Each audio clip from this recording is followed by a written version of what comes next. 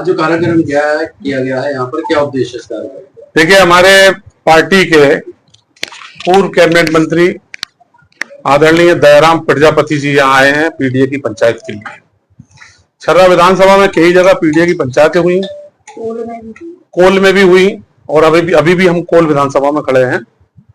तो ये एक मैसेज देना है राष्ट्रीय अध्यक्ष जी का कि पीडीए लामबंद हो चुका है भारतीय जनता पार्टी की सरकार को हटाने के लिए।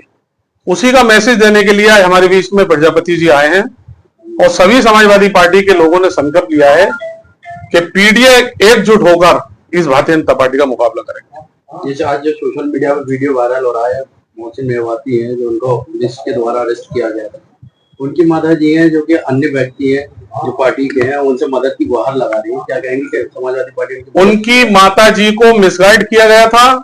पहले दिन से ही समाजवादी पार्टी उनकी लड़ाई लड़ रही थी। हम लोग कई दौर की मीटिंग प्रशासन से हो चुकी थी और माननीय अखिलेश यादव जी तक सारे जिन लोगों के नाम एफआईआर थी उन सबको दिल्ली ले जाकर हम लोगों ने मिलवाया। राष्ट्रीय अध्यक्ष जी ने लखनऊ बुलाया और लखनऊ बुलाकर डीजीपी साहब से बात की। हम लोगों को 2 विधायक जी हमारे साथ गए थे, रविदास मेहरोत्रा जी, उदयवीर जी, मैं और हमारे जिला महासचिव मनोज यादव जी डीजीपी साहब से संडे के दिन उनके निवास पर मिले थे। उसके बाद आज कप्तान साहब से हम सुबह मिले थे। कप्तान साहब ने भी आश्वासन दिया है किसी भी हाल में किसी कार्यकर्ता को नहीं फंसाया जाएगा। उसकी मां को दूसरे दल के किसी कार्यकर्ता ने आकर भड़काया और उसी ने वहां पर विद्रोह किया, जो प्लानिंग के तहत सुनियोजित तरीके से कुछ चैनल वालों को वहां बुलाकर उसने बिला वजह ड्रामा कराया। उसकी मां को, उसके पिताजी को सब कुछ संज्ञान हो चुका है। मोहसिन मेवाती की जमानत हो चुकी है और उनके सब संज्ञान में आ चुका है। पहले दिन से ही समाजवादी पार्टी उनकी लड़ाई लड़ रही है। क्या आप उस दिन प्रदर्शन के दौरान मौजूद थे? जी। आखिर ऐसा क्या हुआ था जिसकी वजह से करीब 30 से 40 लोगों के बीच में या अज्ञात लोगों के ऊपर कार्रवाई? देखिए, मैं और जिला अध्यक्ष जी धरना स्थल पर बैठे थे। उसी बीच हमारे यूथ के साथियों से कुछ पुलिस वालों की कोई कहासुनी हुई और ऐसा कुछ भी नहीं था वहां जो 307 जैसी गंभीर धारा लगाई जाए, ऐसा कुछ भी नहीं हुआ वहां पर। देखिए, एक वीडियो वायरल हुआ था जिसमें इंस्पेक्टर का जो राइफल अपनी जो उनकी पिस्टल थी वो निकाली गई थी, वो क्या मामला था? इंस्पेक्टर साहब ने पिस्टल निकाली अपनी सेफ्टी के लिए, लेकिन हमारे कार्यकर्ता ने किसी ने कुछ ऐसी काम नहीं किया। क्यों निकाली ये तो इसका जवाब वो ही देंगे, लेकिन हमारे कार्यकर्ता ने कोई ऐसी बात नहीं की। तो जो कार्रवाई हुई है उसको किस नजरिए से देखते हैं? जो कार्रवाई हुई है वो गलत हुई है। समाजवादी पार्टी के आंदोलन को दबाने के लिए, पीडीए की आवाज को बंद करने के लिए इस तरह की कार्रवाइयां पूरे उत्तर प्रदेश में भारतीय जनता पार्टी की सरकार द्वारा हो रही हैं। लेकिन जहां तक कार्यकर्ता का उत्पीड़न का सवाल है, समाजवादी पार्टी 24 तारीख की घटना है, 24 तारीख से आज तक हम लोग बैठे नहीं है। 4 दिन लखनऊ में डीजीपी साहब से मिलकर आए, अखिलेश जी से दिल्ली में मुलाकात की और आज भी हम कप्तान साहब से मिले हैं और लगातार अधिकारियों से समय समय पर अपने कार्यकर्ताओं के लिए हम लोग मिलते रहे हैं। ये उनकी मां को मिसगाइड किया गया एक अन्य दल के आदमी ने आकर, और उसने सुनियोजित तरीके से वहां पर नाटक किया, बिला वजह शोर मचाना शुरू कर दिया। हमारी पार्टी का उससे कोई लेना देना नहीं है, तो हमारी पार्टी का कार्यकर्ता है वो। ऐसे लोग समाजवादी पार्टी को बदनाम करने का प्रयास कर रहे हैं जो हम होने नहीं देंगे। जी, सबसे पहले तो आपको आभार व्यक्त करती हूँ कि इतनी बारिश में और अलीगढ़ में इतने जल भराव के दौरान भी आप लोग यहाँ तक आए। आज के कार्यक्रम के हमारे मुख्य अतिथि पूर्व कैबिनेट मंत्री दयाराम प्रजापति जी, इनके आने से हमारे कार्यकर्ताओं में एक उत्साह, एक जोश बढ़ा है और पूरी समाजवादी पार्टी अलीगढ़ में पीडीए परिवार इनका बहुत स्वागत किया है। जी।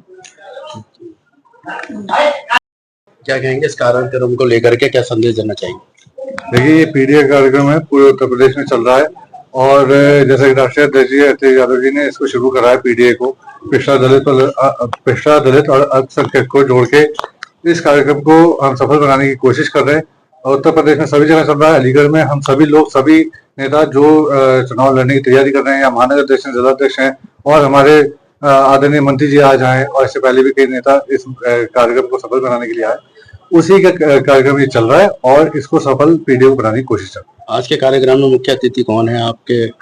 इसके नीचे आदरणीय दयाराम प्रजापति जी, पूर्व कैबिनेट मंत्री, आज हमारे क्या नाम है? नाम लखनान है, प्रदेश सचिव अल्पसंख्यक समाज। आज जो प्रोग्राम है ख्वाजा अशोक जफरान साहब के निवास पर आके जल समान महापंचायत का आयोजन किया गया, जिसमें हमारे मुख्य अतिथि दयाराम प्रजापति जी, पूर्व कैबिनेट मंत्री का आगमन हुआ।